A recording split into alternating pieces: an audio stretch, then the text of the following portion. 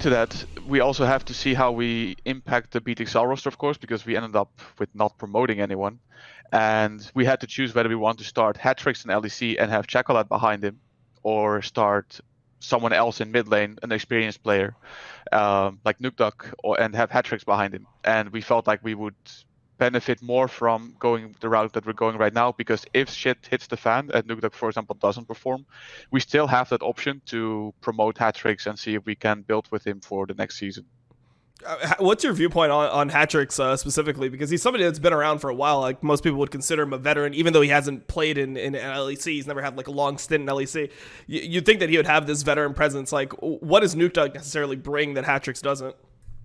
Well, I think that kha'zix doesn't bring that, and what we had last season is that we also made a change between splits with Kreis coming in for Expect, and we noticed that it was very difficult for him to make the transition, and it really impacted our early games in the split. Mm-hmm. I think the jump with kha'zix to LEC compared to Kreis, LEC is of course not as big because of where Kreis came from, but there would be a jump. Like, he would have to adapt to the LEC and the pressure that comes on. And as XL, we cannot afford to lose some games early in the split because we wanted to build rookies. Because we don't want to build a roster for 2022 yet. We want to see what we can make of the current roster and try to get as basically the best possible placement. And we felt that doing tryouts was the best solution. So we looked at a few different mid laners. The first thing I do is I look up Leader, because he was on the list for our LEC team as well. But I saw, mains Aurelia still playing Aurelia, is not playing mages. Okay, off the list. Just like that? Febvin. Yeah. Because he didn't play the meta champions enough. So for me, that was a red flag. Mm-hmm. Looked at Febvin, but he got outclassed by kha'zix. kha'zix was performing really fine because we actually practiced against our BTXL quite consistently, and kha'zix and Checo were going quite even, I would say. So we considered kha'zix strongly, but then we just decided we were going to do some tryouts, see how Youngbuck is. Our head of performance really vouched for Youngbuck's personality, what he brings to the team in terms of leadership, because he worked with him in both Origin and in Schalke. So when they made the finals, and he said, you know what, if Youngbuck is in a good environment, is being taken care of, I am sure he can be a very impactful player, and I know he will gel well with the rest of the players. So, okay. I also was a little bit skeptical, but we did the tryouts with Youngbuck, and he basically aced them. He covered a lot of the weaknesses that we have in the roster. Like in terms of some communication, macro decisions, mm-hmm. And his laning was kind of okay. Like, yeah, he wasn't that happy about his own laning either, but he was, keeping his own against the teams that we were playing against, and that was with he had like a 2-3 month of break of not playing, and then played like 1 or 2 weeks of solo queue. So we said, you know what, the laning was fine, and outside of that, his champion pool was in the trials was fantastic, was very adaptable, was very good in the reviews on how he was communicating and talking to the players, and how he was taking points from the coaches and from his teammates. In the games, he was a very strong voice. So that's why we chose Youngbuck. Here's what we need to do. Here's what we need to do here. Because to understand that opinion there, what I have to do, put it this way, I'll give you a spoiler. I actually think it's quite an interesting move, and I wasn't totally against it. But the angle I have to ask you critically is this. Would you also agree, excluding when he's now joining AXL, he didn't look very good at the beginning of last split. A lot of people thought his final split when they were Origin was a bit dodgy, he was, put it this way, everyone thought that fucking Afari was the best top lane in the whole league, and Upset was one of the best AD carries, so it can't just be jungle and support people thought was having problems on that team. Would you also concede that he had his problems in these splits? I need to get a temperature check for where you were. Maybe you secretly thought he was underrated the whole time and wasn't used or something. So where were you at on him before he came to BTXL? The XL, rather.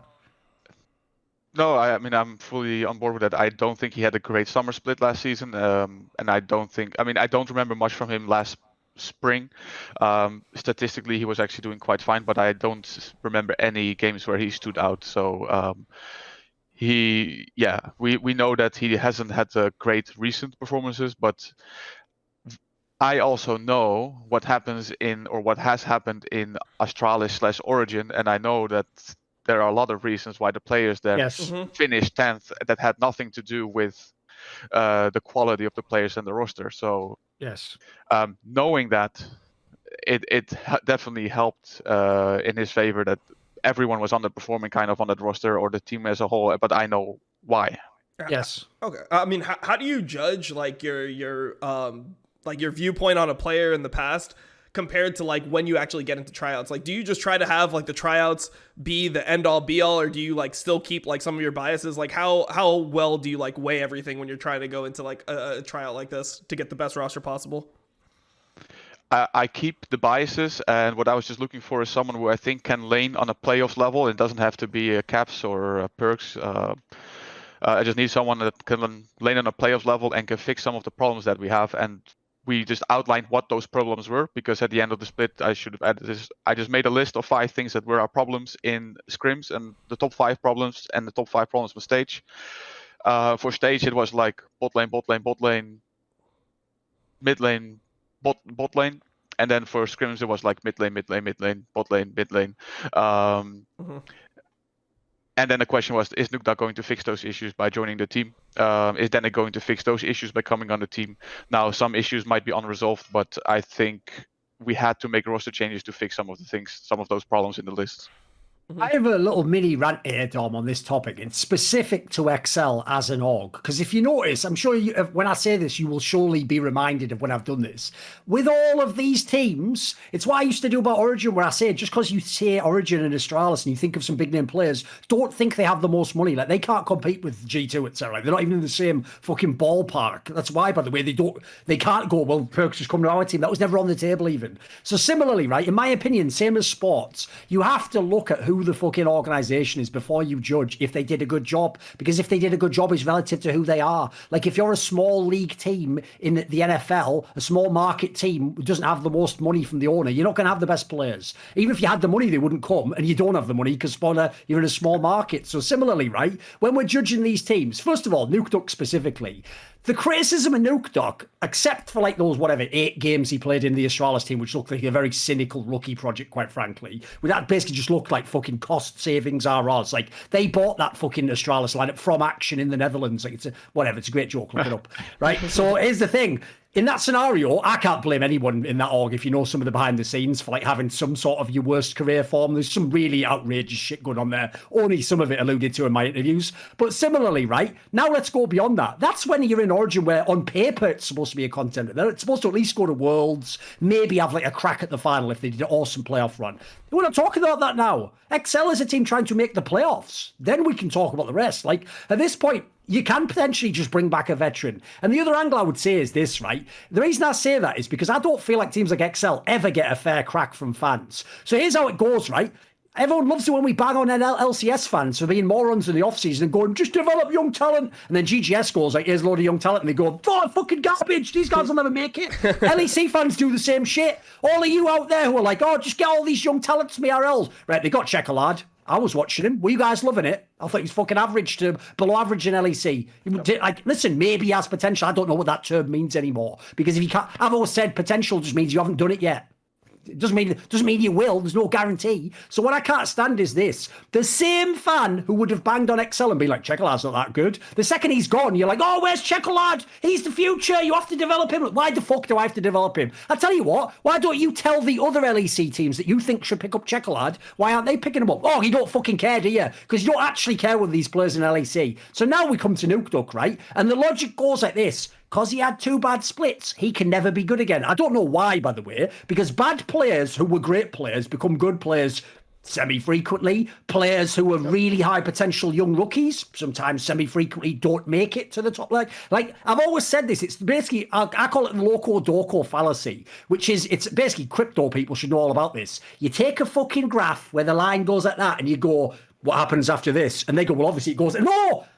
What you should have asked is, what was the function controlling the fucking graph? There's no that, by that logic, right? If the temperature goes 20 degrees, 22, you should go, what's it going to be in 2 weeks? I don't know, fucking 50 degrees, going to be the surface of the sun? No, because it never gets above a certain temperature. So what you need to actually know is what the mechanism driving the graph up or down is. And no one ever thinks of that. So every rookie, we just assume will get like 50% better every split, and in like 3 splits, he's supposed to be like the best. And every great player who's had 1 bad split, he's going to drop down 50% every time and never be good again. But you've seen in your whole So as fuck, there's a million players have come back from the grave. So the question I would have is along those lines, like he was saying about the tryout things, like what can this guy actually do today? Don't go off the the reputation of yesterday. If he looks like today he can do it, maybe he is more appropriate than these rookies.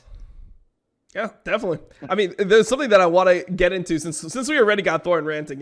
One of the things you glossed over here was like the fact that you had Leader as a potential candidate for the spot, and you just looked at his his performances, what type of champions he was playing. He wasn't playing mages. He was immediately thrown out of contention for the spot. I know Thorin has a different take on this from shows we've done about like how you don't like if you're one of these bottom teams, or if you're like one of these teams that's vying for a playoff spot, having a player like Leader, even if he can't play like mages and he can't play standard, this is like a perfect time for him to succeed, because there's not that much lower that you can go. Like if you're a top team, obviously there's a huge chance that if you get somebody like Leader and he can't play mages and mages are meta and he's not able to like outplay these people on his like carry picks in LEC, well then maybe he's just not going to perform and drag the whole team down. But on a team like XL, it feels like there would be a lot of potential upside that could be missed by not going for Leader. So Thorin, what's your take on skipping over Leader for a team like XL because of the fact he doesn't play mages? I mean, I agree with what you just said generally there. Like, put it this way, I think almost any team that didn't make the playoffs, I would find it hard to believe that they lower their chances by getting anyone other than by getting Leader, rather. Like, I think, listen, it's a gamble, but I do think the upside is there. The problem is this.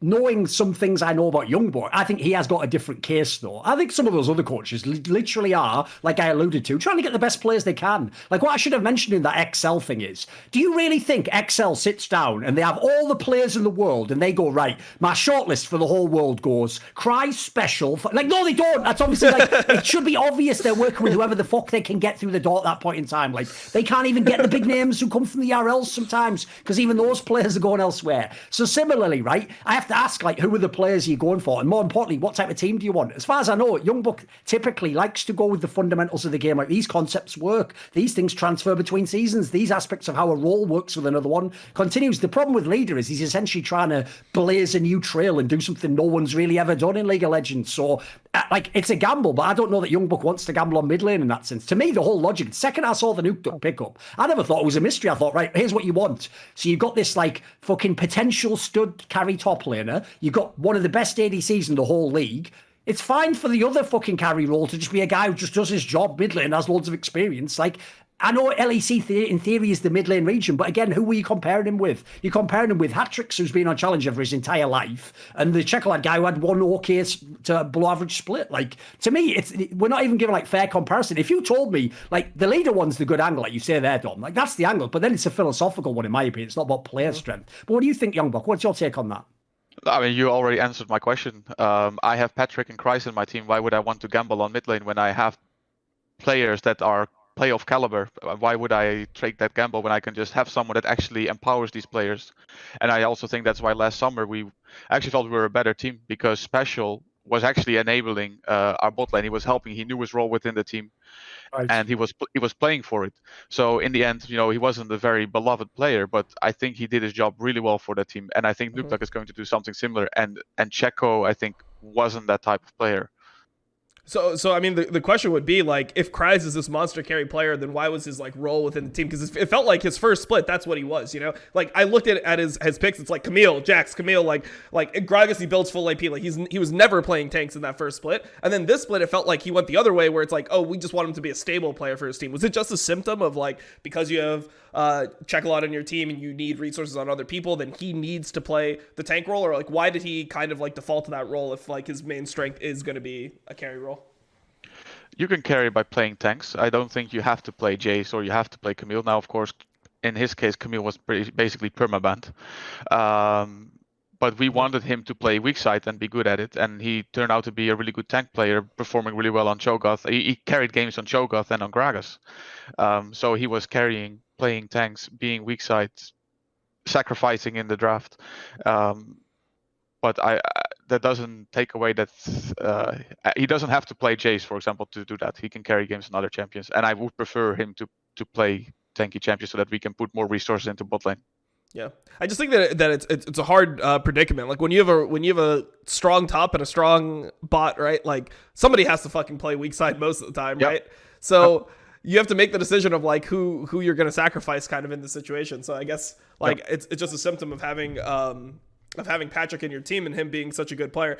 So outside of Nuke, actually one last thing, like let's talk about Chekalot a little bit, because I mean, you said that it wasn't performance based, the reason why you decided to move on from him. So was it just like, was it champion pool? Was it like mentality within the team? Is that that he didn't have a strong enough voice? Like what exactly is Chekalot missing? Because for most people, like that was about the expected performance of him coming in from an ERL. Okay, I'm walking a little bit on eggshells, but let's see, because I don't want to make it sound too bad, because I think he might have a career. I just don't think he fit within our team at all. He had champion pool issues. He could only play 2.5 champions. Yeah, he was really good Azir. He was good Orianna, but he failed to pick up champions that were suggested or told to be picked up by me.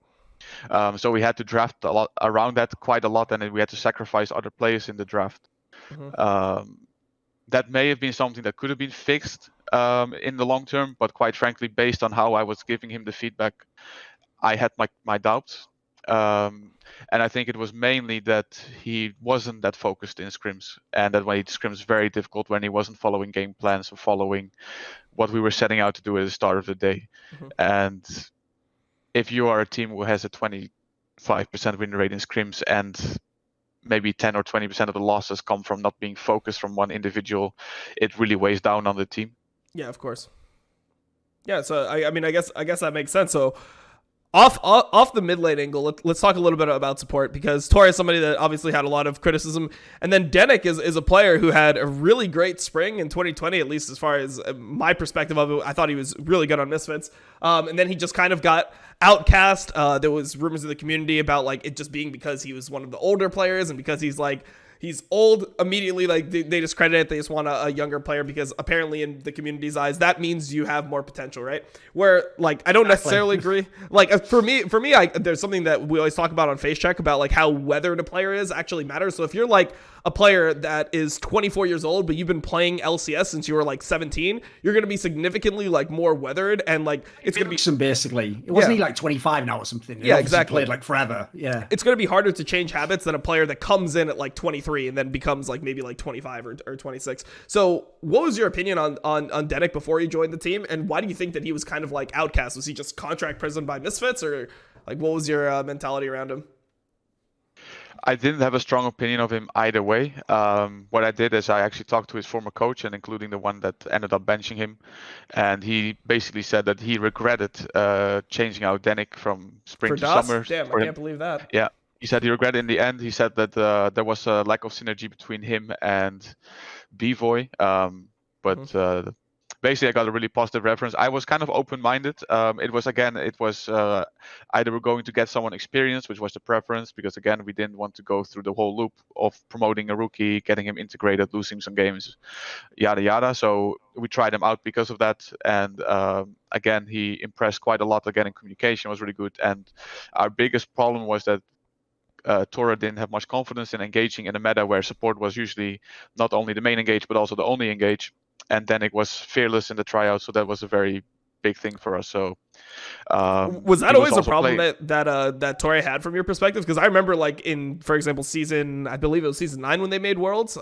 Yes, the Splice one. Yeah, with Splice, like he was known for being pretty decent and engaging. So like, did he always have this problem within your team of not being able to engage, or like is it something that happened over time?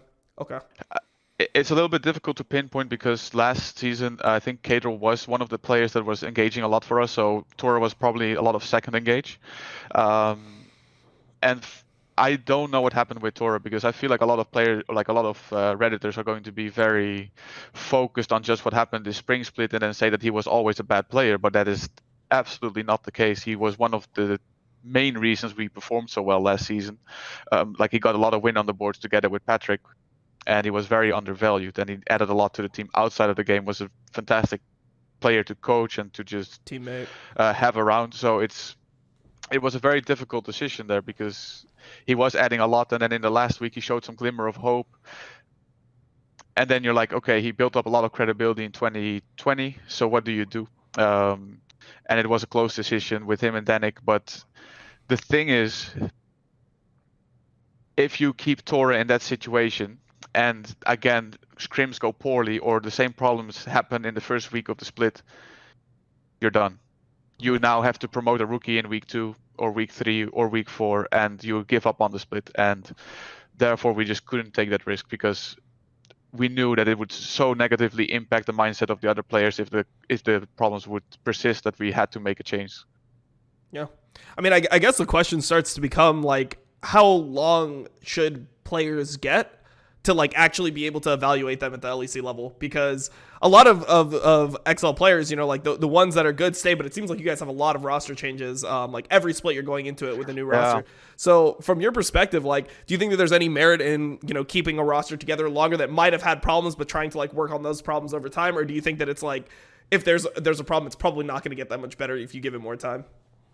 It's dependent on the person and the problem. Of course, that especially between spring and summer, making roster changes is not an ideal situation. You have to start all over while a lot of teams have already built up synergy. So no matter what you do, it can hurt the performance. So you really have to take a deep look and ask if roster changes are going to make the roster better. Now, in the case of Tor and Checo, is that the problems that we had came in December in the preseason, and I think we tried to sufficiently tackle them, and they didn't get resolved. I think there were some improvements here and there, but the main problems just persisted over and over and over, and 4 months later it wasn't getting better. And then the question is it going to get better in the summer? Yeah, like magically or some shit, you know, like, yeah, how could it happen? And there's the question, like, how big is the problem? Like, for example, last summer we had problems with Kreis as well. He was a rookie. He was very slow to pick up new champions, and we could have just said goodbye. You know, we could have, but we said, okay, we give him a chance. Now we did reach out to one or two like really top laners at the time, but we weren't just going to bench him for another rookie because we knew that he deserved more time. He had proven it through his character that he was coachable and that he could have a lot of potential in the long term, like the actual potential that you could see that his stage performance was steadily improving because he felt more confident. And that's a storyline that held true for this spring, where he just kept getting better, playing him better and better. And he worked a lot with the feedback that he was given in the offseason. And now he's like almost not a rookie anymore. I think I know what's fucked him, Dom. I was just thinking about it now because I was trying to connect. Like, obviously, I'm from a different generation. I think it's because they've all ruined their brains playing Pokemon. They think that like a player is like a Pokemon. Just when it reaches a certain experience level and has a number of fights, yeah, it just evolves into the next form. Like, spoiler, that doesn't always happen. Like, one of the reasons why it's mad in this particular case is the fact that anyone who comes and their whole perspective on the Checkerlad thing is like, well, from seeing him in ERLs and then in LEC, like he would have gotten better in the future. So how the fuck would you know? Like, these guys also can go off the scrims. By the way, they could also potentially talk to the player, find out the way his mentality works or areas where he's just deficient, or maybe you go and talk to former coaches, like he said when he was trying out other players. You ask them what the issues were. Sometimes, by the way, I know it sounds publicly, obviously everyone lies and goes, it's with great sadness that this player leaves our team. Like, it's not, otherwise you'd keep him. And we know he'll be great on another team. You definitely don't, or you wouldn't be letting him go. But so we all know the PR version. But the difference is, behind the scenes, unless you've been a massive arsehole, usually the coaches actually are fairly even keel. Like, they'll tell you, look, there's these positives. I'll tell you straight up, this is why I didn't keep him. But they don't actually usually blow smoke up your ass. They're not usually trying to trick you into signing the players. So, like, I actually think it's one of those areas where, listen, it's definitely appropriate. Like, we're all just in the virtual barbershop. We can all talk whatever nonsense we want. It's the point of talk shows and forums, of course. But, like, you have to take it for granted that, like, they're not just going off just, like, only the LEC games when they replace a player like that. Like, if this potential was insane in scrims, I'm pretty sure this would be a game changer in itself. Then you would maybe try something else, right, Youngbuck?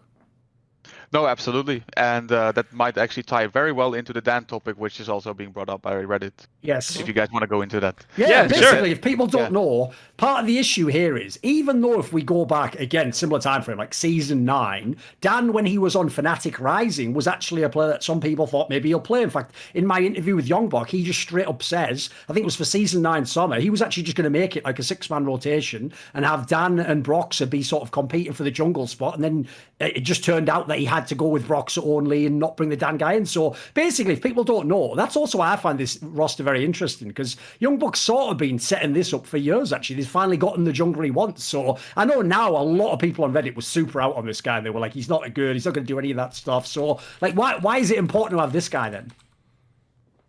Well, like I explained in the interview previously, I felt like he understood the system and the macro better than anyone else ever coached before. Like he knows how to tie step A to step B to step C, and a lot of players they remember like let's say 75%, but in the game going from one step to another is a big difference. And I felt like he was a slightly better version of kha'zix, so that's why we signed him. And the reason why we're keeping him is because he's been our best performer in scrims very consistently. And he has had his blunders on stage, and he's had a few iffy performances. I think he's mainly been actually a victim of the meta and how that makes the jungle look, because I even just told Dan earlier today, I wouldn't have signed you if I knew this was going to be the jungle meta, because I wanted him to be a very impactful jungler that impacted lanes and just set up the mid and bot lane for success. And what ends up happening is you get into a jungle meta where you have to be very efficient with your farm. There's very little time for you to actually gank and be proactive. So it's all about invading, playing around winning lanes instead of helping them or ganking them. And here we are. And I think based off of scrims, I thought he was a top 3 jungler. And now we're going to see a meta change, and there's not going to be an excuse anymore, because now he actually gets to play in a meta where he can gank a lot, he can impact other lanes, he can shot call more. So, but that's the reason why he's staying. A, he was the best performer in scrims, and B, we had to choose between him and Marcoon. And the number one reason, or like the number one thing I look at, is scrims between the teams. Understanding that, of course, the main team has an advantage there, because across the board the average player level should be higher. So of course you try to balance it a bit, but I felt that Dan was a stronger performer. Now, Dom, I always knew Youngbuck was a thinker, right? He used to have kha'zix and he was barely making playoffs. He wants a better version of kha'zix because he wants to make the playoffs now. That's just his understanding, bringing it together. Well, I mean, I wanted to actually without the shade, obviously. Yeah, without the burn, I wanted to actually ask about that. Like, in what ways do you think that he's just a better version of kha'zix? Because people would think that kha'zix, was somebody who was super vocal, had a lot of experience within the game, and would be able to like add a lot if you're gonna have a bunch of rookie players, right? If you're gonna have a rookie mid laner, your top laners in your second split, like maybe he would be able to direct those types of players. So when you talk about Dan being a better version of kha'zix, do you mean that he like has a lot of those shot calling abilities and potentially has just better mechanics on top, or like where are the areas where you think he's actually just a better version? No, I think they're basically copies of one another, but I think Dan is more of a leader, and kha'zix was giving information a lot, and from the jungle I want to have a leader personality, and I think kha'zix was an LEC level player when we decided to go with Dan, and I was quite surprised that other teams didn't pick him up. I don't think he was a bad player whatsoever. He wasn't a bad personality. We just felt like we could sign someone that was a bit better. By the way, shout out to all those fans where for years on these shows, when me and Veteran would talk about kha'zix, we were like, he's actually like quite a thinking man's jungler. They were like, what are you talking about? I don't see any of it. He doesn't know what he's doing. Second, he just stops playing the game and only talks in front of the camera. Everyone's like, he's a fucking genius. He knows everything. Why doesn't Dom know all this? Like, all I'm going to say is this, right? Bearing in mind, Dan was also another one of Veteran's picks that should replace Broxah. So he always wanted like kha'zix, he thought could do it better. Dan, he thought could do it better. All I'm saying is this. In light of the whole Tinks thing, if this Dan guy doesn't work out this time, Veteran's one role, he's banned from having any insight in his jungle because he's absolutely flummoxed that entire role. 3 in a row, you're not allowed, Veteran. So we're operating the baseball principle. The rest of the roles you got nailed, but that jungle one, not feeling that Tinks 91 or whatever it was. Yeah, the kha'zix one. It was Tinks 90, and then it was Dan like 87. And the 87 for Dan, just to put that in perspective, it was still like self-made Yankos inspired above him. But he was pretty much like, and then it was Tinks number 4, and then they had Dan, like Veteran had Dan above all the other junglers, which I mean, I like Gilius obviously had a pretty decent split, and that was the take right there. I mean, I think that's a good place to transition into some of the other roster moves, because it's not just XL that have had roster moves that have like shocked people. The Vitality ones obviously I think make sense because it's a 10th place team. There's literally like nowhere like you can go down from there. But today we had Gilius actually end up getting benched for kha'zix, which I think was pretty strange to me. As a head coach, when you see other moves like this, like what type of lens do you use to like judge them? Like, are you more like understanding because you don't know it's like there's so much more behind the scenes, or like how do you contextualize all these different roster changes we've seen? The way I looked at it, for example, the roster move of Schalke is nice. That's another one team less to worry about when they. You think it made them worse? Well, especially when they sold Abadag, I was just like, okay, great, that's nice. That gives us a lot more chance to make playoffs. And then I heard about Gilius, of course, and it doesn't make a whole lot of sense to me either. So there must have been something behind the stage that I also am not aware of. But I have a smile on my face when I see those announcements. Yeah.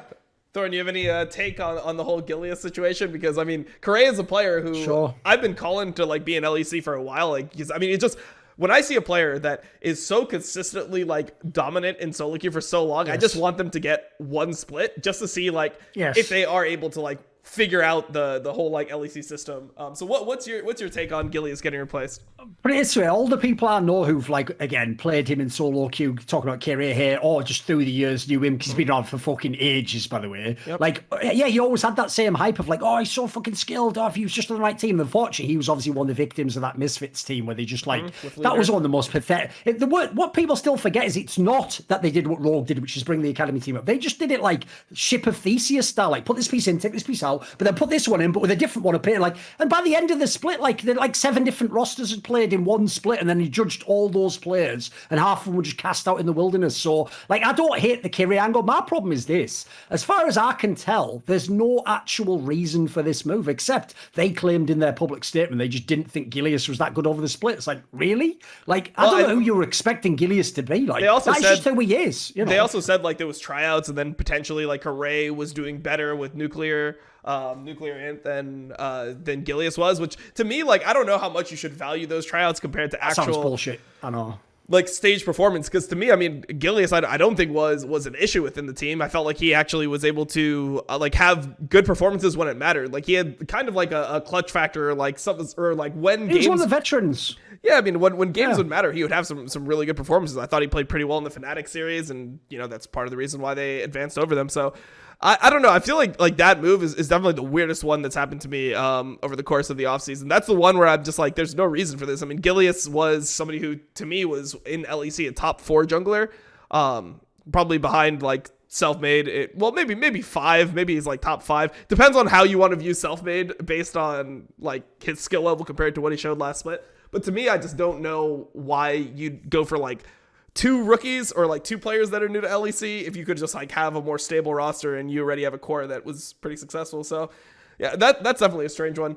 Yeah, I mean, like since we've covered XL, we've covered Schalke, let's hit the main one, which is Vitality, right? Like that's the roster that obviously has the most hype going into next split. Selfmade and Leader. I mean, it's already been leaked to that Selfmade's already at the house. So yeah, Selfmade and Leader on the team. The thing that's strange to me is kind of like the SLT guy being introduced into the team instead of Segenda. I wanted to get both your guys' takes on this type of like roster change, because I think that, I mean, Youngbuck is somebody who himself replaced a rookie, but like it seems like your mentality was replacing a rookie with a veteran to kind of like make the team more fluid. This was an example of replacing a young promising rookie with another young promising rookie at top lane. So let's start with there, and we'll go to like mid and jungle afterwards. What do you think of like the SLT versus Segenda change?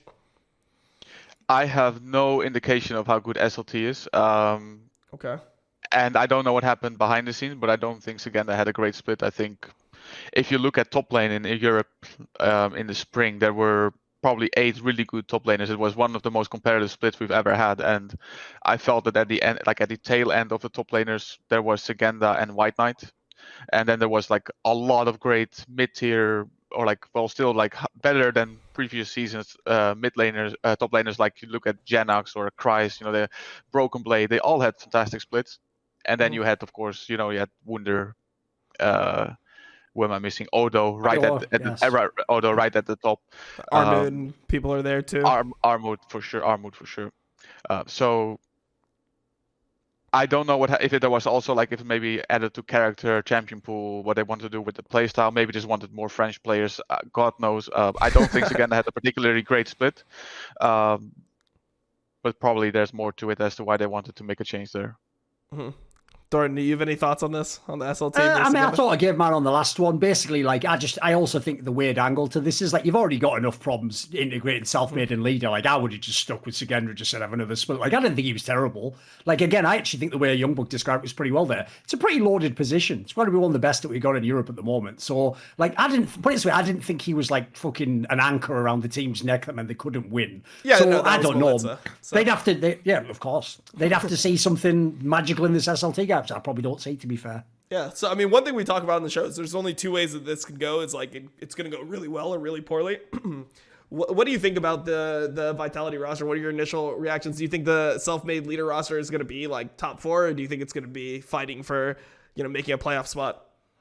They're going to fight for a playoff spot, I think.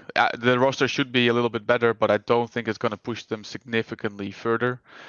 Again, SLT is a rookie to LEC, and leader is a rookie to LEC. Yeah, pretty much a rookie. Traditional sense, sure. So there's a chance they're gonna flunk a few early games in the season to adapt to the stage and kind of go through those hoops. But in theory, their roster overall is slightly better. So I think it's one of the teams that is contention for like 6th place, but somewhere between 5th and 8th. Mm-hmm.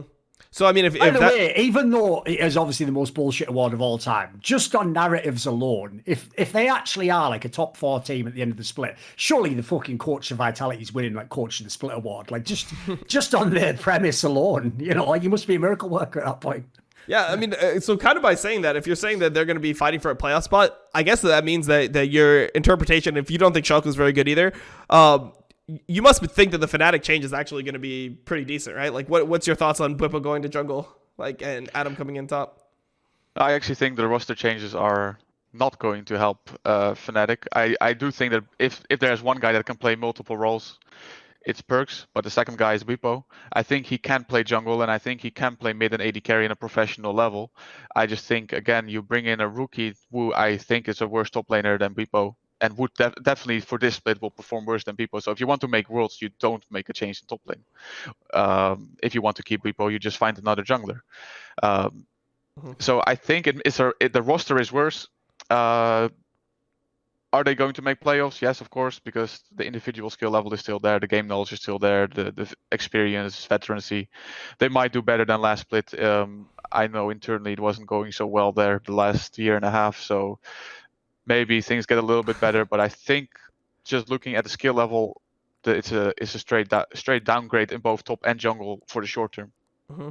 So it was going poorly in Fnatic for the last year and a half. Now, I didn't see the entire interview that you guys did, but obviously you were part of Fnatic before that. It's a good drama angle, actually, Dom. It's what I alluded to in my tweet about the show, which is basically, by the way, I understand people like LS and Nemesis. You are but fucking bots who just react like an animal on instinct to what stimuli that comes into your peripheral vision. Like, oh shit, the sun, bloody cow is it? Like, I actually have game plans, motherfucker. When you watch those animes like Death Note, I'm like the protagonist in that show. You're just the guy watching it going, bloody hell, what did you see that? I can't believe he did that. So I set this shit up. You think I made that video about Nemesis just offhand when I had a Youngbuck video in the fucking can the whole time? Then let those morons all respond to it. Go, bloody nonsense. How does he even know any of this? And then just drop the video. I know what I'm doing. There's levels to this shit. So these dumbasses, when fucking LS and when like the fucking Marx brothers over there, when they're watching that video reacting, Nemesis made the fucking classic fuck up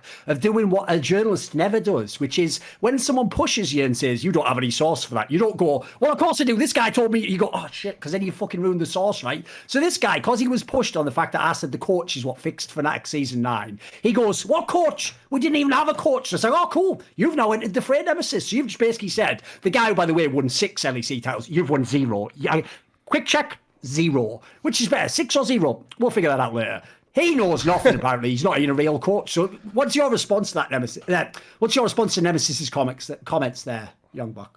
Let's first rectify something, because I read the Reddit thread about the interview, and people were kind of implying that you were my source for all the entire. No. And no, I didn't talk to you about Nemesis before any of that. I don't want to start a war with Nemesis because I don't think Nemesis is a bad person whatsoever. And I think when I was coaching him, he was a top 3 mid laner. That is my opinion. Now I had my difficulties working with him. I didn't hate him at all. But I felt Why do you think he had such a, I mean, beyond being triggered by me, why do you think you would say such a BM comment then? Because normally players very rarely will like openly flame coaches like that. Yeah, former coaches. Okay. All right. So to go into that, to answer that question, he is someone who doesn't value scrims or team-wide play. He's extremely focused on improving on an individual level and playing solo queue.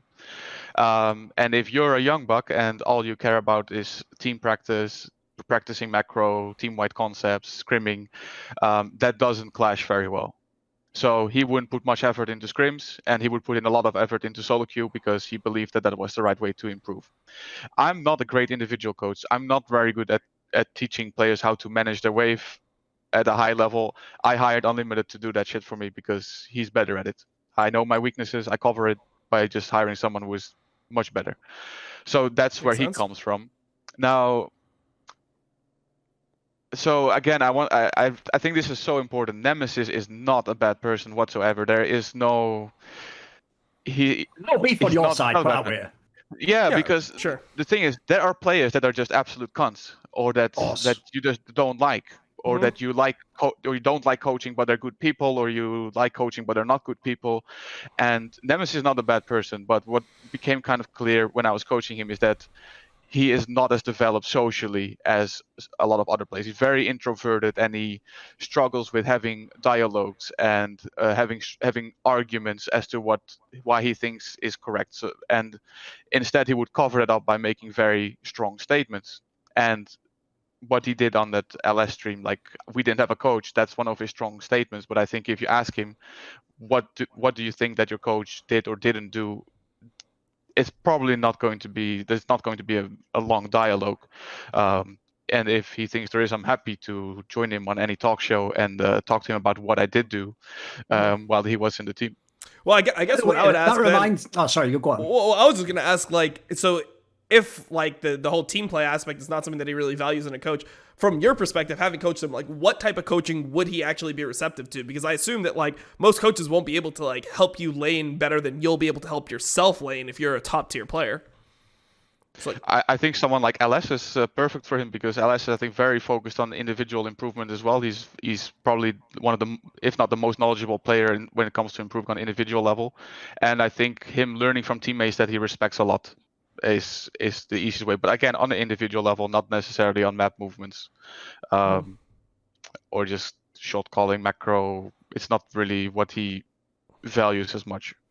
This reminds me basically of when there was a similar headline, right, where the legendary player Apt or Doper, that like solo queue prodigy from Korea, who obviously, if you've ever seen his translated streams, he does have like mad deep insights into the game, because like every single season he can just climb to the top of challengers. So he obviously knows something about the game that even some pro players don't necessarily know, or at least his mind for the new concepts is very good.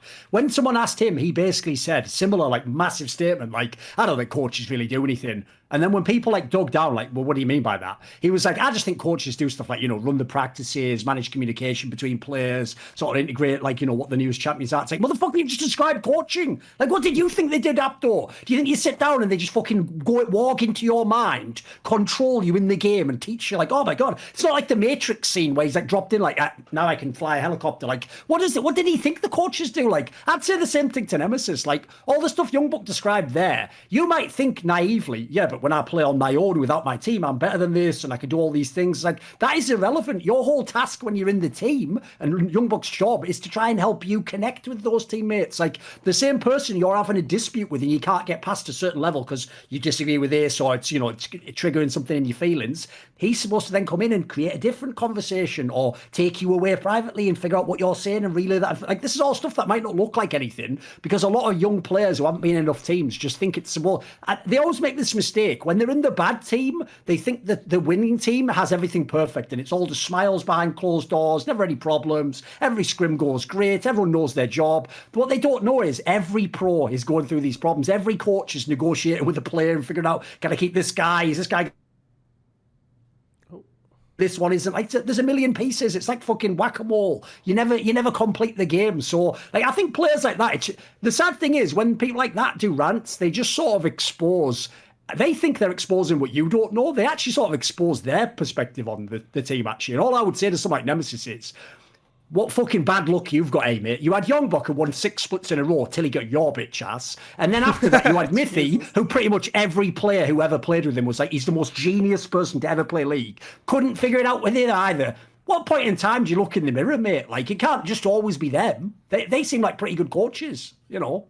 Yeah. Just saying. I mean, I would want to ask Youngbuck about like coaching a team like that, because it seems like that type of team. I mean, obviously when you coached it, it was not with Selfmade yet, so you didn't have like the full like aggro and like, you know, passive like, you know, dichotomy within the team. Yes. But it looks like there would probably still be like hints of that, right? Like you had a team with Bwipo and Hilly on it, and then you also had a team that had Reckless and Nemesis. So how did you as a coach like attempt to tackle that problem, or do you think that it was just kind of like an unsolvable situation?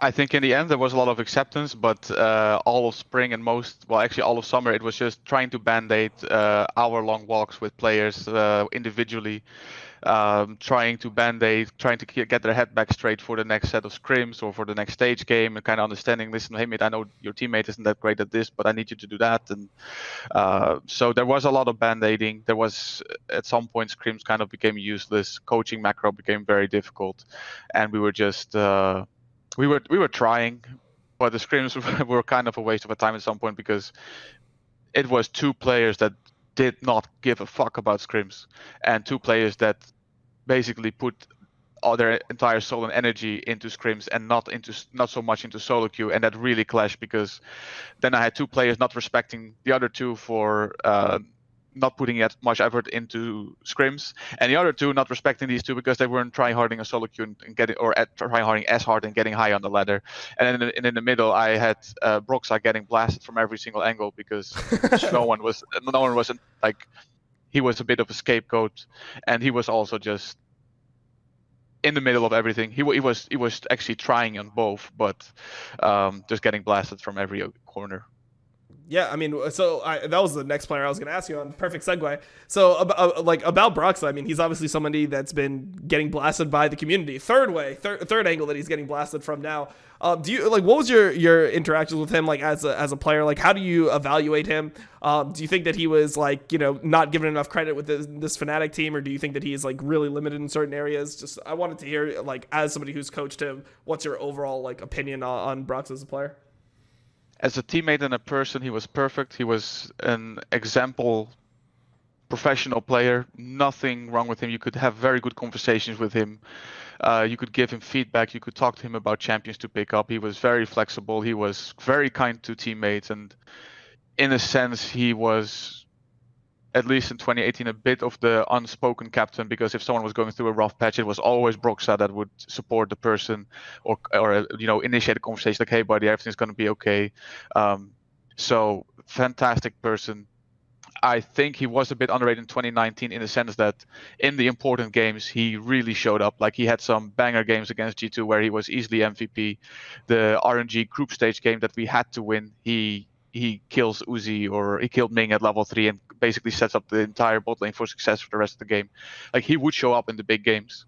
But yeah, I mean, the laners sometimes wanted more from him, too much, and I've also come to realize they really wanted too much from a jungler, period, and Broxah was the jungler at that time, so he definitely was a bit underrated. Now, I don't think he goes off scot-free, because he did have some poor performances as well, and like I mentioned, like, I did want to play Dan at some point, or at least give him time to see how that would go.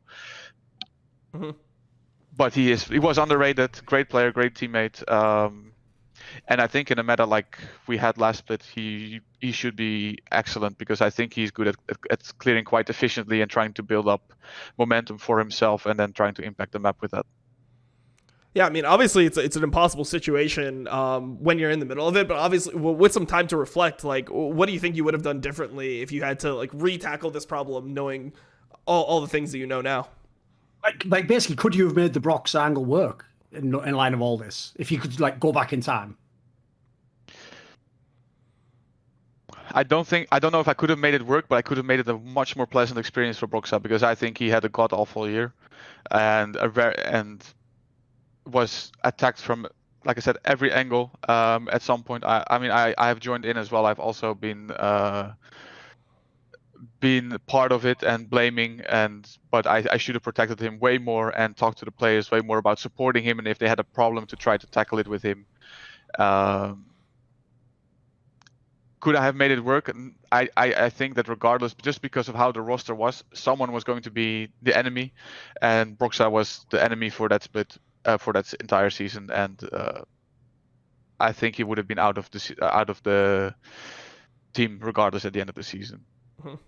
I mean, I think the thing that's being lost here is how close you guys actually were to like beating G2. You know, like those two, like I believe it was 2 different game 5s that you had against them. So it's crazy that a team with this many problems almost beat, in my opinion, the most dominant version of G2. I mean, 2019 was definitely the best that we've seen them, winning MSI and getting second in the World Championships. That's an accomplishment in and of itself.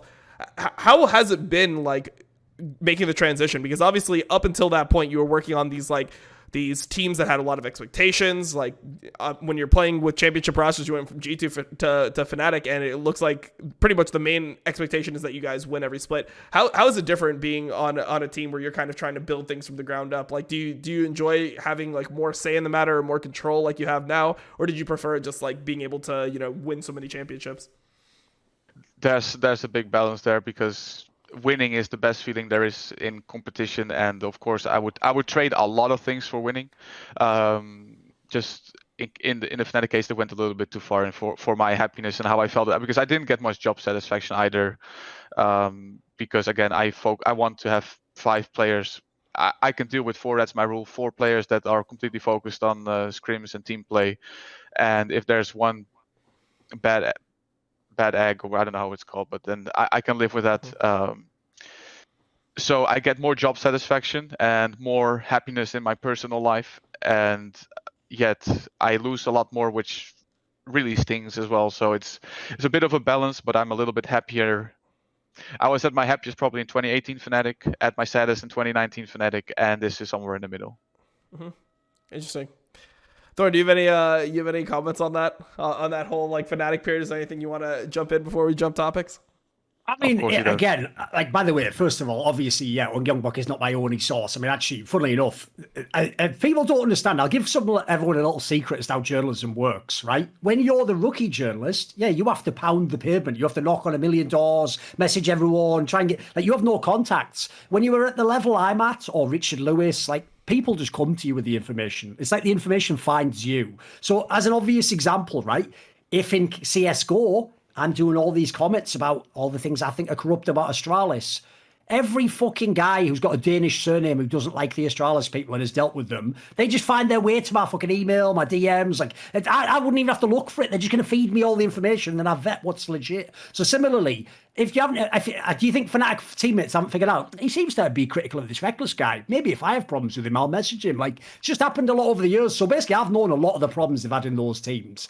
As far as I can tell, they were never as bad in the old days until when the team that Youngbuck got. It sounds like they were pretty ridiculous there. But even when we had Jesus on, the story he told about Reckless just like locking himself away in a room and refusing to practice, that's pretty bad in itself. But that's the sort of tone of where we're at, right? So basically, knowing those things, I actually don't think you could. I think those were pretty much the best results you could have gotten, except, obviously, like if G2 just played worse and you won one of those finals. That's about it. Like, I think actually making top 8 at Worlds was pretty legit that year. Like, again, could have easily gone out in that group stage. Obviously, there's a million things could have gone wrong. The problem I have is this.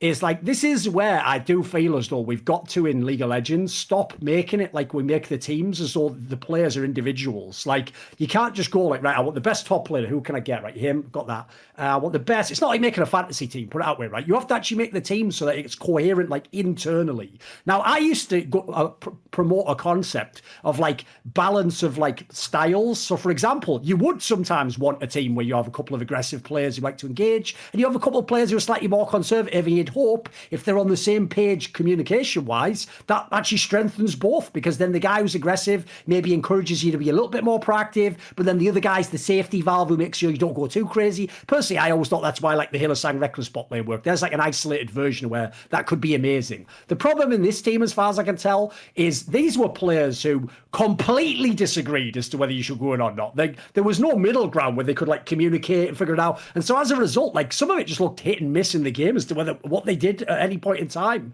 And so I think with a team like that, I don't think you can have too many players who just sort of don't even want to play with each other. Like, I don't think there's any coach in the world. Like, as far as I can tell, even in top sports, that is what kills teams dead, no matter how good the players are. So I think that's the one part we probably underestimate as outsiders to teams, is unless you really know what the dynamics of the players are, like relationship-wise, it doesn't matter how good they look in the server. They might just never be able to win. What do you think on this topic, Youngbuck?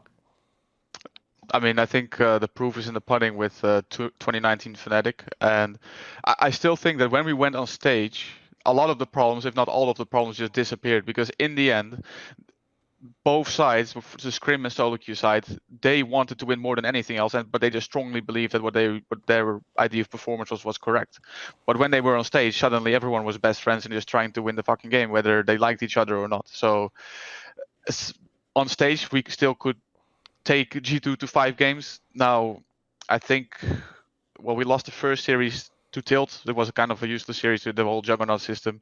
And the second one, we kind of just got outclassed. There was no Tilt involved that I remember. But yeah, I mean, at some point, it's too much. And I learned that if there's one player that has like bad behavior or whatever, you can easily deal with it at a time. And you can just kind of laugh it off with the rest of the guys as well. You know, sometimes it's just funny to kind of have like a bit of a common thing to laugh or joke about, or a common enemy. And then when the player turns around and gives 100%, maybe the next guy goes batshit. All fun and games. But when the moment there's 2 or 3, that's the end of it. There's no coming back. Mm-hmm.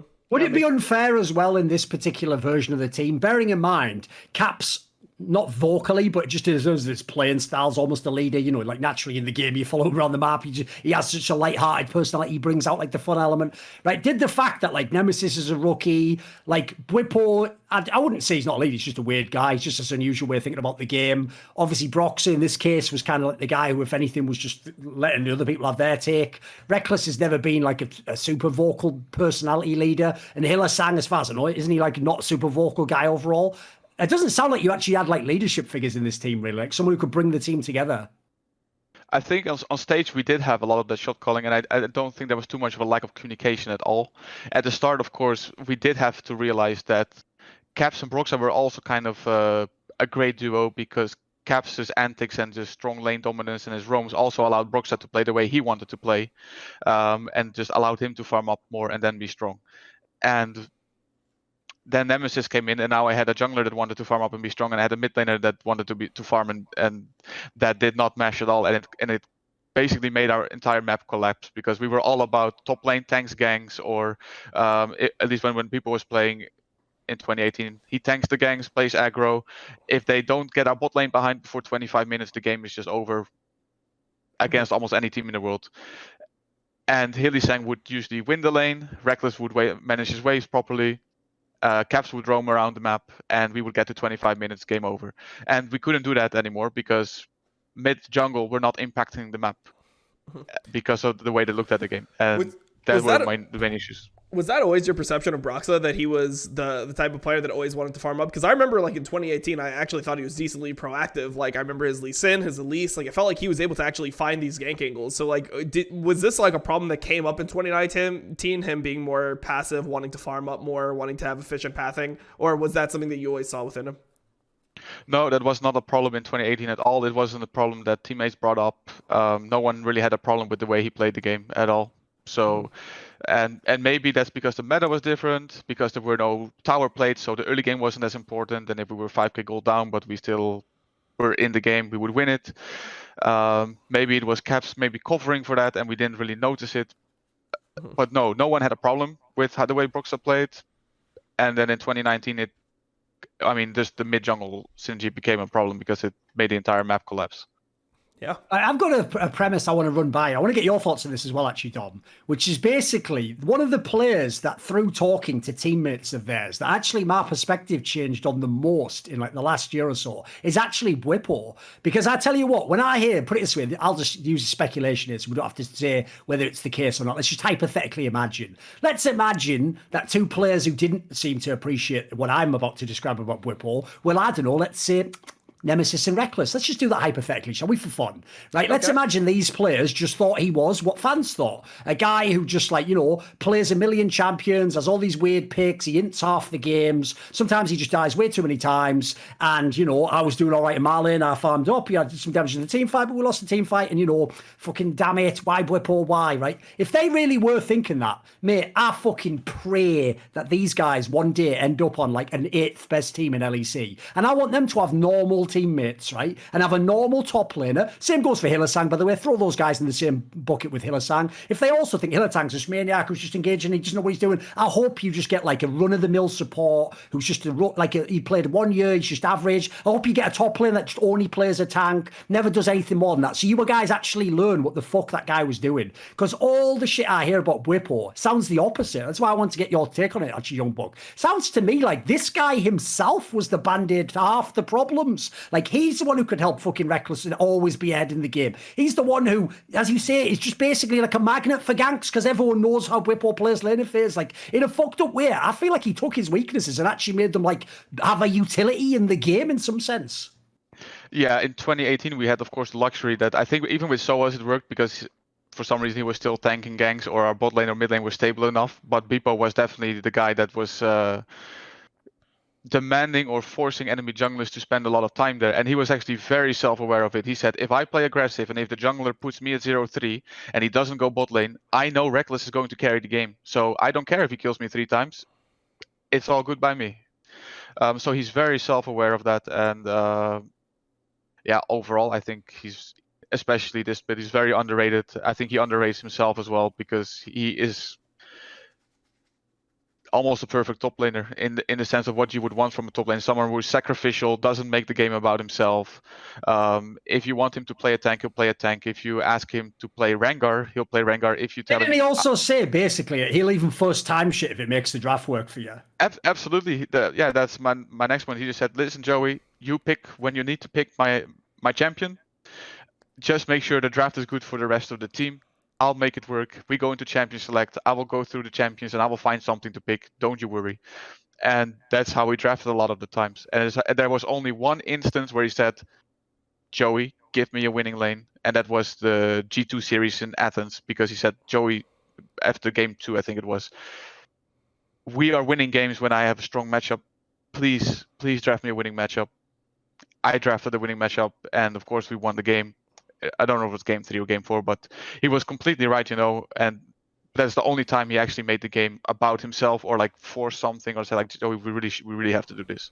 But other than that, always sacrificial, trying to do what's best for the team, trying to impact. But because maybe you remember in Spring Split, he was ganking bot lane as Aatrox. He would just base and just start running bot lane and falling 2-3 levels behind just to get our bot lane ahead, and it was working. It actually helped us win games, and that's Bwipo in a nutshell. Everything to make the team win, and he understood what made the team win, and that in our case was getting the bot lane ahead. Yeah, absolutely. Yeah, to tag on to it, since you asked for my opinion too, I think that Bwipo is like the perfect. I think he has one of the highest ratios of like resources that you give him to like how much effect he has in the game that we've like ever seen in the West. And what I mean by that is like he's the type of guy that regardless of like how weak he is in the game or how many times he's been ganked, he'll always find angles and ways to like help the team and like find opportunities to you know, snowball like his bot lane or find a good TP flank. And it doesn't seem like, I feel like he's one of the least like tilt prone players that we've seen. One of the most tilt-prone players is what I should say. Right. Players that we've seen. So, like, so regardless of, like, what's happening to him, I guess I should have said least, whatever. The point is, regardless of what's happening to him, he's able to, like, find out, hey, what's the best possible play that I can make at all these different moments within the game, and I respect that a lot. You know, like, for me, he's the Rumble of top lane, right? Because if you look at Rumble as a champion, he is one of the highest amount of damage to gold ratios in the game, and I feel like that's Bwipo. He's you don't have to put that much into him, and you'll get a lot of presence within the game. So, yeah, I mean, I think that he's somebody that's super underrated. I mean, he's someone who I've always thought was like good outside of when he plays against Wunder. Like when he plays against Wunder, especially in 2020, I think he really just ran it down, and I think there is some level of like a mental block there. But in terms of like how he plays versus the field, and even how he plays at Worlds, I feel like he is a good teammate to have. So, I mean, I fully expect him to be a good jungler. I think that the jungle in general suits a lot of his strengths. I mean, if you think about what you have to do as a jungler, a lot of time, and the junglers that perform super well, they normally are the ones that are able to not receive like a lot of resources and always make the best decisions for their team. We see that a lot right now in MSI with Wei. I mean, one of his strengths is he'll pick a bad matchup and he'll just make sure that he is doing the right things at the right time so that his teammates have the opportunity to succeed. So, yeah, I mean, I think that he's really good and he's super underrated. Also, something that a lot of people don't know is that he used to play mid lane semi-professionally, and he has been off-rolling jungle in solo queue for probably a year or two. So it's not like he's going to first-time jungle at all. Like, he knows the basics of jungle. He actually helped like try to fix things with Broxah, with like kind of coaching because of how he looked at the jungle. This guy is not going to first-time jungle. He's going to first-time jungle competitively, but he has played the role plenty in solo queue because it's kind of his second role. Yeah, and I think the other thing about Bwipo specifically is that when you talk to him about the game, he's not the type of person that has the same views as everyone else. Like a lot of people have this mentality that they need to be super good on the champions that they're playing. They want a lot of like practice on it. But his mentality around the whole game is like, you know, we're all professional players. We all have the hands. Like, he's confident in taking a new champion that he hasn't played much of and introducing it into a situation and understanding that, like, because his views of himself is that he has mechanical proficiency to play things, that it's more just about, you know, like how good the champion is and like how well it fits the team, rather than like, is he going to be able to perform? Well, I feel a lot of players are the opposite, where they're really scared to play champions that they might not be the most comfortable on. We see it in MSI with C9, right? Like, Rumble is one of the best picks of the tournament. Blabber plays poorly on it a couple times and completely drop it. You know, like there's no way that Blabber's going to get the confidence to then go into the game with a champion that he's not completely comfortable on and just trust that he's going to play it well in the situations. He's more on the side of like, he wants to get the champions that he plays to like a mastered level before he introduces them into pro play. So I think there's a lot of advantage with Bwipo's mindset into him role swapping. Something he discussed on our show recently that sadly deleted one, wasn't it? Yeah, the deleted episode. But whatever. He talked about potentially playing mid lane. You know, he's like, yes. fuck it. Like, that was one of the things that we wanted. If we couldn't get Niski, Yes. I was going to be the mid laner for Fnatic. So.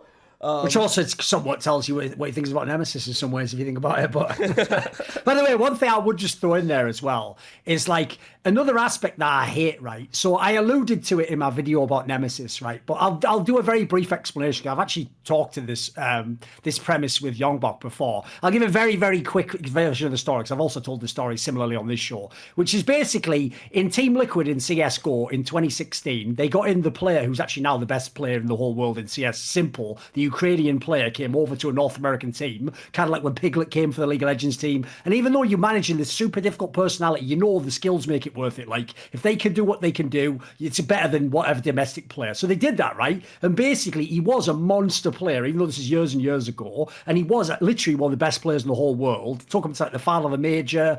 But the problem was, he was also far and away one of the worst teammates I've ever heard of. Like, I've literally even heard the comms for some of these scrims, and it's outrageous. Like, it's like basically the only other people I've ever heard of that was bad was like Forgiven. I've heard some stories about Self-Made. Like Dardoch is like that. Oh, for sure, in the mix. You know, these are the players where like these aren't even like toxic. These are like, they just have. I always describe it like this: they've just got shit that was fucked up about them as people that had fuck all to do with League of Legends. It's just that's what it was manifesting. It's not like a problem as a teammate. You just got problems as a person, mate. And like I always say, if you're their coach, it's really above your pay grade to just fix the guy's brain, mate. Like, that's your job, is just coach the game. So basically, right, in this team, they kicked him out for the obvious reason that he seemed really toxic. Like, you had recordings of him just calling people out, being rude to them, blah, blah, blah, saying outrageous shit to them in the game. But here's the problem. What people didn't understand was one of his teammates who wanted him kicked was a player called Elish, and he had the opposite problem, which is when he didn't like a teammate, when he thought you fucked up, when he didn't like what the coach was saying, he just said nothing. He just sat there. No comms. He would just quite. Someone would say to him, "Do you have a problem with me about this?" He'd go, "No, I'm fine." And then you'd just see him typing into a fucking Steam box to like one of his teammates, like just obviously doing like behind your back, just having the conversation he would have had with you. Now, what's funny is you never get kicked for that second one. The second one, people don't actually even consider toxic because it's sort of invisible. It's what you don't do that implies who you are and how you think of your teammates. So similarly, right, one of the things I was trying to allude to with the whole Bwipo Hylissang angle is, Again, if you were, again, hypothetically, Nemesis and Reckless, you might think, but I'm not at all toxic or a bad team. What do you mean? I'm always very polite and, I might disagree with people, but I do my job. It's like, you don't. Here's the problem. I understand, we all do from playing solo queue. It's really annoying when someone seems like they're feeding, or when you tell the guy, look, be a bit more careful, and then he dies, right? You think, oh, fuck, he's ruining the game. But here's what you don't stop and think about. Has anyone been in a solo queue game that never ended and you could never win because your main carries that had all the gold were never going to take a fight? They were never going to actually follow up. They were always going to back out of the fight. That's fucking really annoying too. Now imagine you're the player who is a genius engaged player and they just back out of every fight, and then you just get left on your own like a dickhead and you just die, and then every fan just goes, you're an idiot, didn't you even know that was a bad fight? It's like, meanwhile, in your brain, it's like, that was our only chance to win this game. Like, I just feel like what I'm trying to say is, I'm not calling each of those players out. They're all in their own perspective. I can see why they seem fucked up. But the sadness to me is that they can't see through each other's eyes who they are. Like, each of them had a strength and a flaw that they could each perceive as just a weakness in the other one. They just didn't, they couldn't get on the same page. That's the saddest thing about players like that to me. Because like I say, it'll only be years from now that some of those players will realise, actually, you had a lot more strengths than I realised, that guy. Now all the problems don't seem as obvious. It seems like Bwipo's realising that now. I mean, he made some comments recently. He's like, yeah, I wish I was a better teammate than Nemesis. Like, I probably would have been able to cover for, like, some of the maybe, like, antisocial tendencies that he has. To jump topics from here, I know you, Youngbuck, you said because of, like, tryouts and stuff, you haven't got to watch that much MSI, but just to talk about it briefly, I wanted to talk about Perkz with you, because obviously he's somebody that you have a lot of respect for, somebody that you've coached, and he's somebody that's getting a lot of hate right now because of his performances in MSI. People are saying he's like, he's washed up, or this is his worst international tournament since 2016. Like, assuming that Perkz, like, obviously, people really saying he's washed after what we're talking about. Yeah. What? I mean, it's all right. Yeah, that's literally the community. That's literally the community. I understand. Listen, I understood the obvious ones. Like, I knew they'd be going in on Blabber, etc. Like, that's just obvious. But like, fucking hell, they're already out on Perkz after one group stage. Oh yeah, no, they're super out on him. So like, I mean, I wanted to talk about this because I think we're probably all on the same page, having watched Perkz for a while, that he's like the guy that you don't count out after like one bad tournament, especially when it's like not a tournament that means a fuck ton, and then it's also like a tournament where his teammates are like choking at the same time. But I just wanted to get like your take on Perkz, and like, what do you think that like people are missing when they're making these like really rash judgments about his performance at MSI? Probably that they're wrong, but again, like, I haven't watched much MSI because we have been having the tryouts and our preseason started. I watched a little bit here and there. But I watched like maybe 1 or 2 games of each team. So I don't know how bad he underperformed, but I would say he is not washed up. And I think generally speaking, the community comes to conclusions pretty quick and changes narratives around players and how they were in the past. Perkz is not washed up, and Perkz is he has a killer mindset. He wants to be the best at what he is. If there's one guy that will never change that, it's Perkz. He's not going to NA to chill and relax. He's there to kill and win things. So he's not washed up. He's not in a retirement home. I can guarantee that, because Perkz is a killer. Like, he's a competitor. The only thing that's on his mind is winning. So no, yeah, not on the washed up side. Sure, like I think that his performance was bad, but like for me, like I guess it comes down to like, how much does MSI really matter in the grand scheme of things? Like, if you look at the overall, body of work that Perkz has put, he came to NA, he won his first split, and people didn't really predict him like to win that split. Like, TL should have theoretically on paper been a better team. So for me, I think the thing is it feels like Perkz is the type of player that, like, when you're in clutch moments or things that he can, like, tip the scale, I feel like that's when he performs the best. But if he's in, like, a scenario like this where, like, the team is clearly outmatched, I feel like he doesn't play his best League of Legends. So, I don't know. I think it's a really strange situation. Dude, I think League of Legends is mad overrated in that sense anyway. Like, listen, I say this as someone who entered League of Legends as like a fan of like Froggen and Doublelift, right? I can tell you, like, that term 1v9 is supposed to be hyperbole. You can very rarely actually 1v9 a game. Like, even Caps rarely 1v9s the game. Like, he needs his team to be pretty fucking good to also have a chance to win the game. So, like, I think people just overrate, like, the idea that if you are, like, the best player, you would just win the game. Like, to me, when you were saying that, Dom, like, the game I think of from this MSI was the one where it looked like like they were going to lose to Detonation Focus Me, and then he just killed everyone, like one after another. Like he just took the game over and just made sure they didn't lose. Like I agree in those scenarios. I still think he even did some good things in this tournament. Just that, like, mate, wasn't this whole team collapsing? Like the real irony of MSI is the only player who actually looked like they were fairly good in most of the games was Fudge. The rest of them all had mad problems on Cloud9. So I don't even know in some of these games if Perkz was in position to even win the game, mate. Some of them just lost before you ever could have done anything.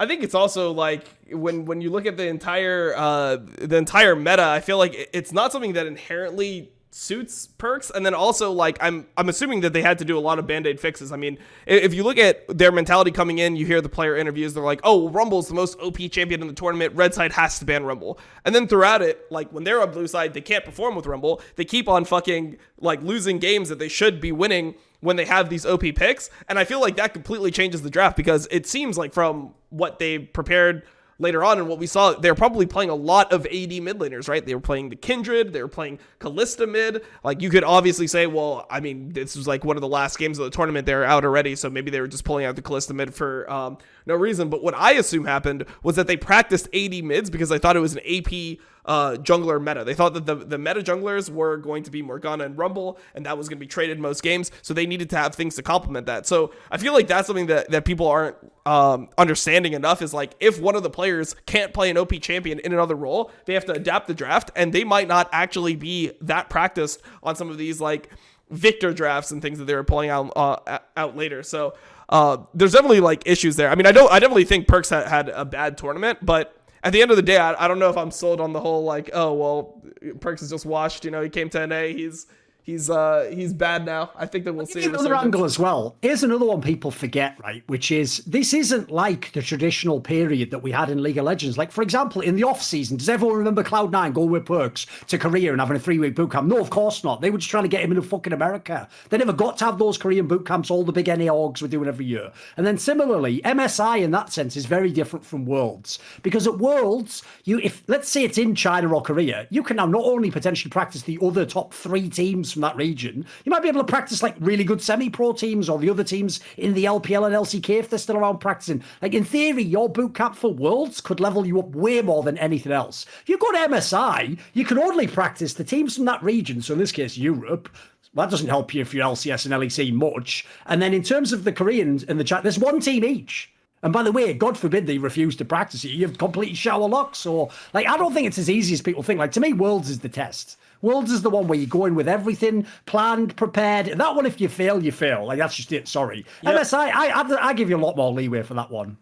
Yeah, same. I mean, it comes down to like how much you actually value MSI as a coach. What's your opinion on MSI, Youngbuck? Because like, I know I came out with a video recently saying MSI doesn't matter in the grand scheme of things. Obviously, a little bit clickbait. My whole idea is that it's overrated. What's your take on MSI? Like, how much does MSI really matter to you?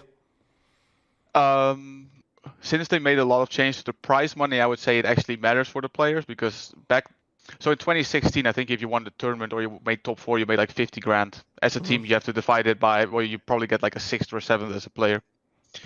Now there's a lot more money to make. Having said that, I'm sure that Perkz has had quite negative experience with MSI, because of course we had the 2016 where there was no prize money and vacation memes, and in 2017 when we made the finals, Riot told us to fly straight from Brazil to Berlin to do content for the summer split. So he probably has in the back of his head, you know, like, MSI is not that important, we need to focus on the summer split and make sure that we're not burned out and that we're ready and have some time off. I'm not saying he lost on purpose, but maybe there's some energy conservation there, because of course making it to playoffs in the best possible seed is way more important than MSI. Did they not try hard? No, of course they try hard, because the prize money is pretty good.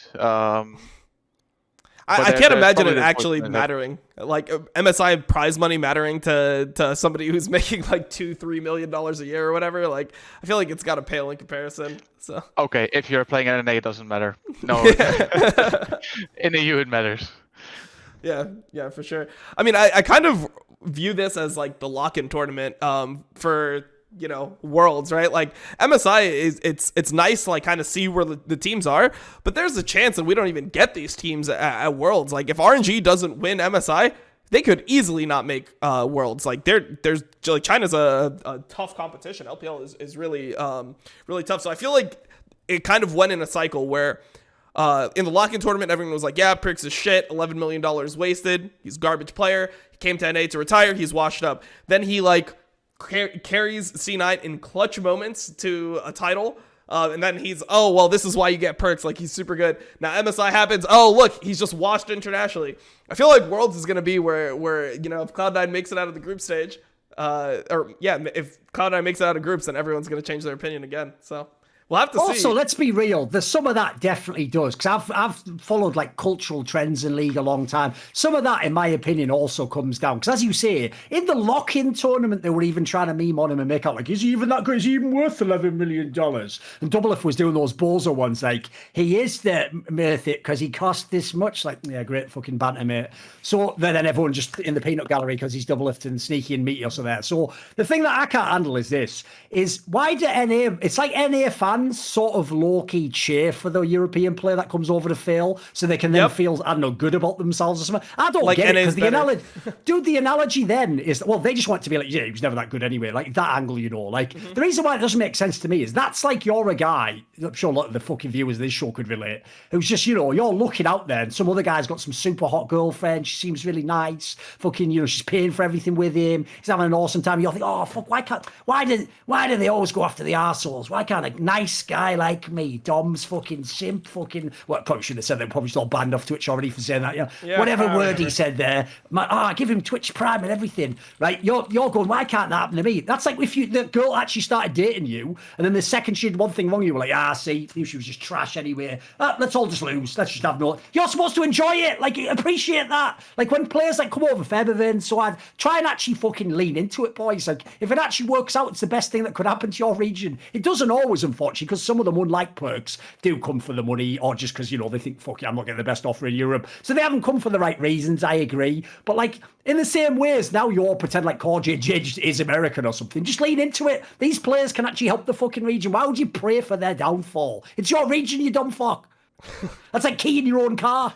Yeah. I mean, you know what it really becomes is like, there was a thread on Reddit which I really agreed with, where it's like people root for their own region to fail for different reasons. Part of the reason, yeah, and like part of the reason that like I personally like don't care that much if NA does well is like if I have an opinion that I'm like, hey, NA is not that good coming into this tournament. It's like if NA then does well and I'm happy about it, then it somehow discredits all my analysis going into it. It's like, yeah, well, you're just like, you don't know anything about the game. Like, you're stupid. This is why you're fucking retired. You're washed up, like whatever. So it's almost like good for NA to go bomb out of these tournaments. So I could be like, looks like the fucking Chinese team is pretty good. Like, it shouldn't have been a controversial position, like, you know, commentary to put out there, like a comment to make, but you know, it ends up happening. So in a way, it's almost like good for these failures to happen. So at least, you know, you're right, because you know how the community is these days. It's all about admitting you are wrong. You know, like Youngbuck, if Nuke Duck doesn't work out, well, then you got to admit that you are wrong. And then Check-A-Lot was the better answer all the way. That's just like how the community goes. So that's how bad League of Legends has gotten, right? Not even for political reasons. One day we have to actually worry about waking up. Oh, you've been drugged. The bag comes off your head. You're tied to a chair with a last spotlight in your face. Admit Reckless was the best in season 7. Like, this isn't how I wanted it to end. This is shit. At least make this for something real, not League of Legends. Why would I admit I'm wrong? What's that? Well, then just a different opinion in it. I'm not wrong. I mean, I just think a different opinion about video games. I think it's an opinion about video games, but then it's also like, when you go into like predictions, it's like a percentage chance thing. Like, of course, you don't go in and I think that whatever happens is like, no matter what happens at an international event or whatever happens in a competition in League of Legends, fans then take that as that was the most likely scenario that could have happened. So if you didn't predict what happened to happen, then you're fucking dumb, which to me, I think that ruins all of esports, because I feel like the whole thing of competition is getting to see people overperform in clutch moments. Like, for example, when G2 beat RNG in the semifinals of Worlds, like, is that not... quarters of Worlds get to the semifinals. When G2 gets to the semifinals by beating RNG, how is that not something that is like a great thing to watch? It's a spectacle. You get to see overperformance. You get to see like the underdog champion a team that's supposed to like win the whole tournament. Like, basically, I feel like impossible to predict, though. Yeah, in line with your point. Of course, it's impossible to predict. But then I feel like what? So all the players don't deserve any credit for overperforming in that situation because that was the most likely scenario. I feel like this is just like the most toxic thing that happens in the League of Legends community, where like if overperformances and underperformances happen, if you don't predict the overperformances and underperformances, then you don't know what you don't know anything about the game. So I mean, I think that's like a weird topic to get into, but you know, it's. We could tie this to Youngbuck though, because the way I would tie it to coaching is like this, Youngbuck. They also do the same thing with results in coaching. Like essentially, what they're doing. Here's the brief analogy: is they're acting like the game itself is the test, like your exam at the end of your school, and if you fail the exam, you didn't know the subject completely. Whereas like even on exams, you know, it can be variable which questions are on there. Maybe you're like on the brink or whatever. Like basically, if you don't make the playoffs and then potentially do more than that, their logic is you must have been a bad coach, right? You couldn't. If you knew what you were doing, you'd have got the results, right? It's very much your business. And every international event has a lot of variance to it. It's all best of ones. You know, one good draft, bad draft, one Baron steal, it can change everything. Whether you have a good group draw, whether you have a good quarterfinals draw, you need to have the right matchups. And every split, I also look back and I'm like, well, we should have won more games or we should have lost more games because there was a lot of variance in play. For example, last summer, we had a game where I think Kadril stole Elder Drake, Baron, Ocean, Soul or something. Like he stole everything. Like, yeah, of course we weren't supposed to win that game. Of course we weren't supposed to have 8 wins that split because in 3 games we just got lucky. In some splits you might have, okay, well, we should have won more because we got unlucky. Like that happens in League of Legends. There is a lot of factor of skill, but there's also some part of luck when things that you cannot really control and you cannot predict either. Yeah. Well, I was just going to ask you, like, is there any, team that you've been a coach for that you maybe even played on where you've had like a massive overperformance where the community accepted it as like your team was just better, but like going into it, you thought the team that you were on was just like significantly worse? Is there any of these like, massive overperformances or massive underperformances compared to like your own evaluation of teams from the inside? In terms of how it felt, the overperformance was in the 2019 summer where we took G2 to 5 games because even we thought we were going to the studio and to Athens to get 3-0'd. Okay. So when we, so that felt like an overperformance.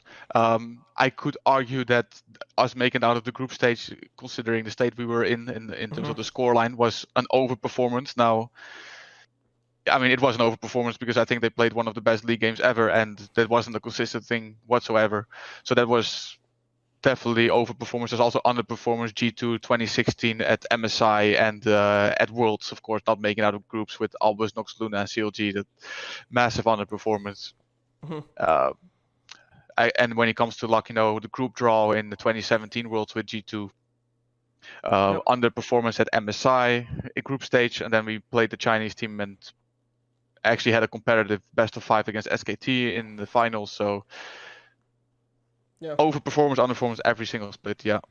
Let me give you the best example ever, Dom, because people who know anything about CSGO are going to know this example. One of the most famous matches ever was when NA won the major, when Cloud9 beat FaZe Clan in that epic 3-map series at E-League Boston at the beginning of 2018. Now, what fans won't understand, and this ties together everything we just talked about, is every single analytical factor said Cloud9 not only loses, but gets shit stomped. They'd played the same team, like in the last 3 months, 3 other times in best of 3s, hadn't ever even won a map. Only one time they even got more than 10 rounds against this team, because stylistically they were a shitter version of FaZe. FaZe Clan's best maps were maps that Cloud9 had to play, and then those 3 maps, the best maps of FaZe Clan, were the maps of the major final. Now in the major final, the massive outlier scenario happened where Cloud9 won, still an incredibly close game. Here's what people don't know. So before the major, FaZe beat them 3 times in a row. Then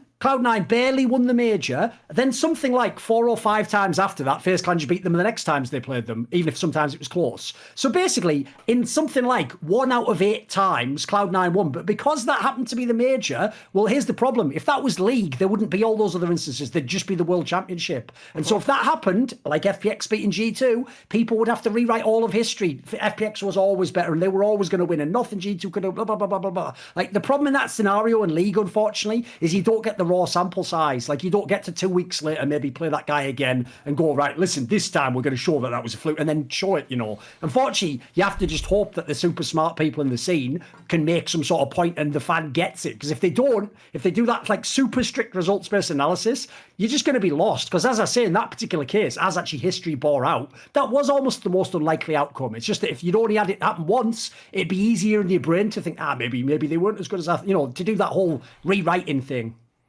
Yeah, I mean, something that we mentioned was like the sheer amount of variance, right? And that's kind of what you're talking about here is like the bigger sample size you get. Basically, it's like let's say they had a 1 out of 10 chance to win. Well, on that day, the 1 out of 10 chance happened, but it doesn't then mean they actually were an 80% chance to win. They were still 1 out of 10.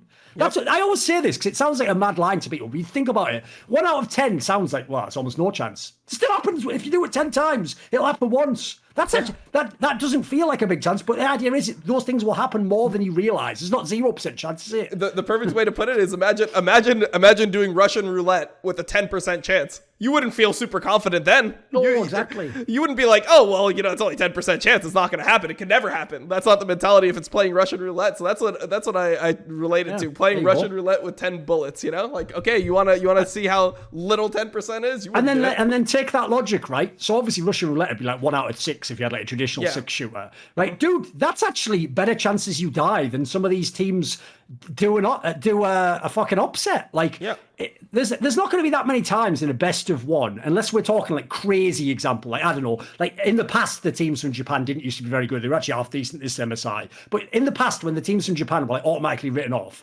them versus like, peak season 4 Samsung White, that might be like a 90 to 10 chance, maybe even 95 to 5. But even in that scenario, you win 1 out of 20 times and it's a BO1. Like, that could still happen is my point. Like, I think in League especially, people mad overestimate how like impossible upsets are. I think it's a lot harder in other games to upset. Yeah, for sure. I mean, since we were talking about variance, the thing I was going to ask Youngbuck was, like, what do you think about like current formats and things like that? Because obviously MSI is a format where you're just playing pretty much primarily best of ones. It seems like most international competitions, they just refuse to do double elimination and things like that. So what's your take on like formats and like, are we actually getting low enough variance tournament formats where the outcome actually can be like justified? I think the formats are created to maximize viewership, pleasure, and experience, and not so much for the competitive side of things. I don't necessarily mind it. There is something to it because you do want to have a little bit of variance. You do want to have that underdog making a big run or having the chance to make playoffs or to make or beat a team on a given day. So I think best of one is there to stay. I mean, I think most of the players, coaches have always fought for best of 2, best of 3 because they wanted to decrease variance and really wanted to make sure the best team came out on top. Of course, I would still love that, but I think the viewership experience is very important. And I do think that if you have 18 games in a regular split for LEC, you're going to get pretty darn close to what your actual skill level is. Internationally, again, the tournaments only have a set amount of length. That's probably very difficult and expensive for Riot to make it longer. So I would love to see double elimination at Worlds. That is the biggest thing because of how imbalanced the groups often are. But for MSI, probably just also keep it the way it is. But if they could do something with double elimination, Worlds would be fantastic because the seeding system is a little bit off based on the strengths of the regions are not fairly represented in their seeds. And you always get a banger group that's really unfair. So that would be a change that I would love to see. Basically, he was thinking about Season 7 Worlds where the number 1 seed from Europe got fucking RNG and then Samsung that obviously won the tournament in their group. Just saying. Meanwhile, TSM, who didn't get out their group, were the fucking worst seed from their region. No, they were also first seed. They were first seed and got fucking Misfits, Flash Wolves, and WE. Like, what? Like, how can those two groups exist? And imagine how that feels. You win everything in your region, you get the first seed, and then you see fucking Misfits drawing Flash Wolves, TSM. It's like, come on, but that's our group. We should be playing these teams based on what we've performed in our region. And yeah, I mean, I think the most egregious one like is when you have like the 4 teams coming in from China. Like if you get like the second and third teams are like the pool 2 seeds, but it's like you could either get a PCS team, which looks arguably better, or you can get like a fucking team that's gonna potentially win the whole thing. Like it's like, oh, do I get JDG or do I get like AHQ or something in my group? I think it's kind of unbalanced when it gets to Worlds. So for sure. Yeah, I mean, I don't. The thing that I would argue is like I don't even think as a viewer it's better for viewership experience, because like when you have so many best of ones like this, you end up with like days where they're just completely worthless, right? Like so many times watching MSI, it was like I'm watching the games because I have to, or like because I want to be a completionist and say that I've watched the whole tournament. But there's so many days where it's like, yeah, I could skip that day, I could skip this day as well. Like how about the last day? I mean, after the third game, all the teams are out and all the teams are eliminated, and then you have 3 more games. What about all the RNG games, the RNG versus Pentanet and the RNG versus UOL? Like those games are just like you watch RNG play 4 times on a day where none of the games matter for them at all. Like they can literally go 0-4 and still make it out. So it's super rough, I think, viewership wise. Like I don't even think that from a viewership experience it's better to have these formats. But yeah, I mean. So maybe RNG versus Pentanet 6 times is good for viewership. Who knows? Like we'll have to see. So I know Thorin has to go here pretty soon. I think in like 10 minutes. So I just wanted to open up the floor to you, Youngbuck. Normally we like to have our guests make sure that you got all the topics out that you wanted to talk about. If there's anything that we didn't cover on the show that you wanted to bring up or anything you wanted to discuss with us, we're open to it. If not, we could end the show right here. Is there anything you wanted to end the show on? Final topic? No, I think we've discussed everything, right? Rosters in Excel, Vitality, Fnatic. Yeah, we think we covered everything. Awesome. Well, thank you for being here. All right, well, I guess that's going to be it. That was episode 15 of the Crackdown. Thank you for being here, Youngbuck, and good luck to you in the summer splits. Thank you very much.